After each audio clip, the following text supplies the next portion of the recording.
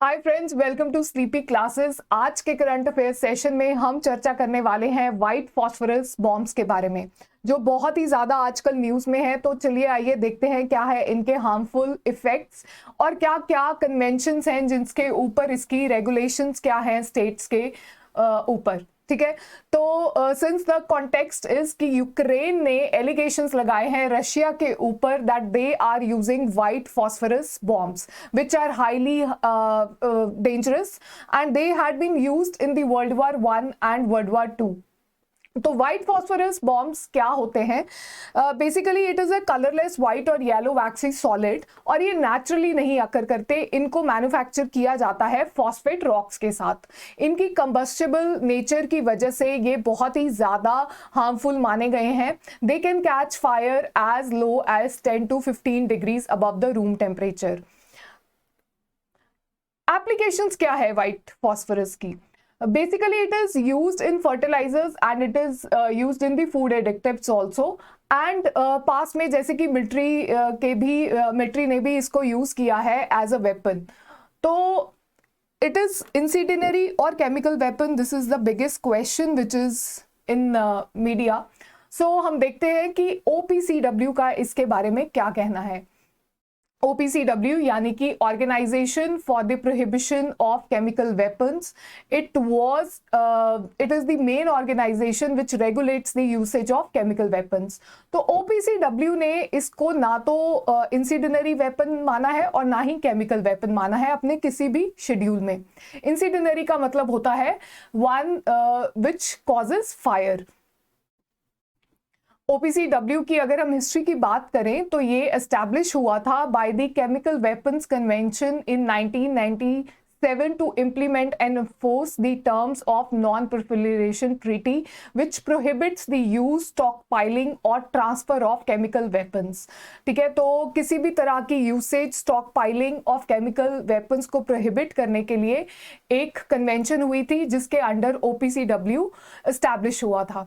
ठीक है, तो इसके एफर्ट्स की वजह से इसको 2013 में रिकॉग्निशन मिली थी by the Nobel peace prize. तो OPCW ने अभी तक इसको व्हाइट फॉस्फोरस को किसी भी कैटेगरी में नहीं डाला है। लेकिन यूनाइटेड स्टेट्स का क्या कहना है इसके बारे में? It considers it as an incendiary chemical. जैसे कि आप पिक्चर में देख सकते हो कि usage of white phosphorus bombs it causes fire. तो इसीलिए इसके प्रोटोकॉल 3 में, जो कि इंसिडिनरी वेपन्स की प्रोहिबिशन के बारे में लिखता है, it specifically mentions it is not applicable on the munitions। ठीक है, तो म्यूनिटेशंस के लिए इट इज नॉट एप्लीकेबल। लेकिन थोड़ा सा कंफ्यूजन ये है कि it does not ban the use of white phosphorus in military action, it only restricts it's use near the civilian population. ठीक है, तो इसके यूनाइटेड स्टेट्स के प्रोटोकॉल 3 में भी ऐसा ही लिखा हुआ है कि it is not applicable just on the civilian population, और स्पेसिफिकली मिलिट्री एक्शंस के बारे में कुछ नहीं लिखा हुआ।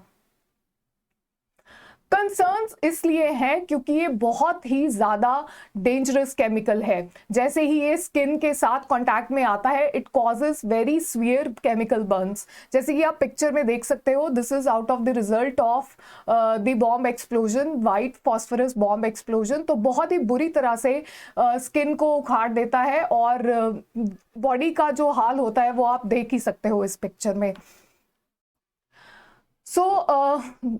Question here is about the Chemical Weapons Convention which prohibits the stockpiling usage of the chemicals। उसके बारे में जान लेते हैं। देखिए, ये कन्वेंशन हुई थी 1997 में, और ये हर तरह के जो केमिकल वेपन्स हैं उनकी developing, producing, acquiring, stock piling को बैन करता है। डायरेक्ट और indirect transfer of chemical weapons को भी बैन करता है। ठीक है, इसकी यूसेज फॉर मिलिट्री प्रिपरेशन भी it cannot be used in the military preparation also। ठीक है, तो हर तरह की encouraging of the chemical weapons is prohibited under this convention। So the main concern is कि since it is very very harmful and Russia is using it, since Ukraine is putting this allegations, so it is very very harmful and convention के हिसाब से Russia को ये use नहीं करना चाहिए। Thank you for watching Sleepy Classes. This is all for today.